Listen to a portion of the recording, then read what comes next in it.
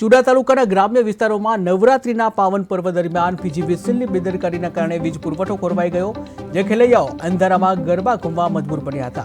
ગ્રામજનોનો આક્ષેપ છે કે મેન્ટેનન્સના નામે અવારનવાર વીજ ખોરવાઈ જાય છે અને નિયમિત પુરવઠો ન મળતા ભારે મુશ્કેલીનો સામનો કરવો પડે છે.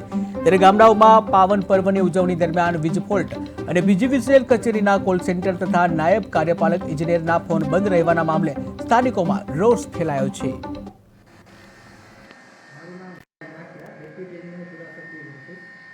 આજે હજીપુર ગામના ગામ લોકોએ આવીને તેમની જ્યોતિગ્રામ કેન્દ્રમાં પાવર સપ્લાય બાબતની મને રજૂઆત કરેલ છે.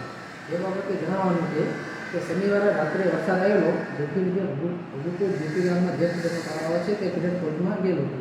તે ફીડર ઉપર માણસોને તાત્કાલિક મોકલી તેમાં પિન અને ડીસુ પંચર હોવાથી રાત્રે એપ્રોક્સ 12, 11:30 કે 1 વાગ્યાની આજુબાજુ ફીડરનો બધા ગામડા ચાલુ કરી દીધેલો. સાહેબ, હા, ગ્રામજનોનો આક્ષેપ છે કે ચૂંટાયેલા પ્રતિનિધિઓના ફોન નથી ઉઠાવતા અને રિસ્પોન્સ નથી આપતા વીજકર્મીઓ.